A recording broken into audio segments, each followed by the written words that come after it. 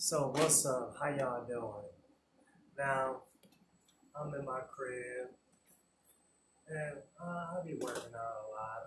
I used to box. I haven't really stopped, but I like to box. I was encouraged from a little boy, being bullied. Who wants to be bullied?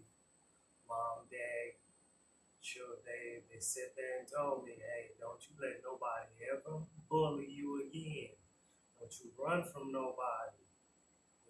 And should they purchase me and my brother some gloves, and me and my brother we practice a little bit in the backyard at the point where hey, I wasn't scared anymore. So then what happened mysteriously, I would stand and fight. So much anger in me would just take over. But then, as you get older, fighting is not the answer, because, later on they begin to get guns and wanting to shoot individuals. And we got gangs all over. I come from Saginaw, Michigan.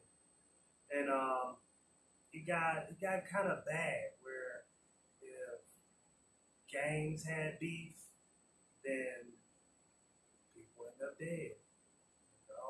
And they were young kids. I'm in junior high, 7th, 8th grade. You seeing kids, getting killed. It's kind of wild. So my mom told me to really stop all that fighting stuff. I had to be pushed to fight at a certain period in my life because, hey, mom was right, you know. But then, I played football, with my friends, I'm a little guy, little skinny guy, wanted to hang with the big boys, big guys. So, you don't want to be called no chump. You learn to toughen yourself up. You learn to be bold, to be of courage, you know. So all them sports that I played, they helped me, get that courage, that bravery. Now you might be bigger than me, but I ain't gonna stay down, and I'm gonna try and get the best of you. You just a bigger target for me, you know. So just because you little don't mean you gotta think small. So yeah, but then I happened to, as I got older, I always wanted to box. My mom told me to stop all that fighting, you know. But I began to box at the age of probably 20, 21, a little late in the game. But I became addicted to it because this is organized boxing where you got a ref there, you got someone saying, you guys need to stop now, you got to stop, break, you know. It's like, what you can do, or you guys become, friends and you're not trying to kill each other, you're trying to learn from one another. And I say boxing is awesome. That's my favorite sport. At one point, I would have golden gloves going on, matches and stuff. I would sit there all night long watching boxing tapes, fall asleep, watching and listening to boxing. So boxing it played a lot in my life. But I know you see, I got this belt right here, and it's like I want to explain the importance of the jab, because man, you get you a jab, you pretty much unstoppable, because the jab is very important because it's like you keep them at bay. It could be a powerful jab. It could be like a rubber band. sling at the end. Like I got this belt because I wanted to illustrate that. You know how a belt has a buckle on the end. Now you think of that this leather as your arm, and when you pop that jab, just think you just pow.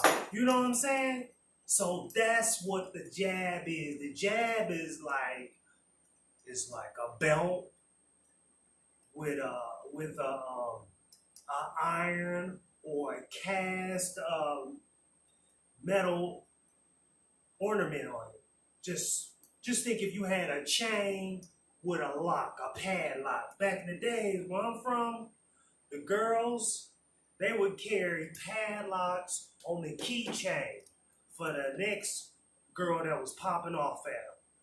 And they hit that girl in the head with that. They'll be going back and forth with padlocks on the keychain. So just think of that jab. That jab is gonna pop. It's snap. It's gonna snap every rip. Just think you get that across the face with some mean intentions. So that's what it is. So I learned that through the years of doing this. I've been boxing, sure, I say 20 plus years now. And I love it. I don't know if I'm gonna get back in the ring. If I do, I'm training, but I don't know. You know, it's hard to step away from the game when you love it. You know, I ain't really been bloodied up. I ain't really been just mashed on. Ain't nobody done me like that. I move with, I would say, I'm pretty slick. So I'm gonna show you with maybe dumbbells. I use dumbbells at times to strengthen my shoulders, you know, and to get it and snap. You know what I'm saying? I don't even know if the camera can catch that jab. So, but I might be slowing up a little bit. It's been a little while. But when you throw that jab, it's like you want that shoulder up here. You want your elbow kind of lined up, you know, like you about to just go for over the top. You know what I'm saying? Stallone, just pow, just, you know. So it's all pretty much like lined up. And this hand is up here, just in case you want to block, you know. But your shoulder there too, though, to hide that chin. Because you don't want to catching that chin right there. You know what I'm saying? So you want the chin tucked or hidden. You want it protected some kind of way. You know, you already got this hand up here. You got this one up here too. You know, all that is being, you know, you got the full guard up there. They always say keep your hands up because you don't know where the punch gonna come from. So, you know, most of the time we want to keep our hands like this up, you know, but in some ways you might be a little bowled down. So a lot of fighters like to be loose with their hands down and draw in the opponent. You know, so we just, you know, come, you know. But I'll grab my weights, my little dumbbells here. And when you work out, you pretty much, you want to be like it's a fight. You're going to have your hands up. So, you know, it's like, really, don't be in here. If you're really serious about working out and being the best that you can be, you know, just imagine you standing in a ring or some opponent that is in front of you. You have both of your hands up with the dumbbells, and you just throw your jab, you know.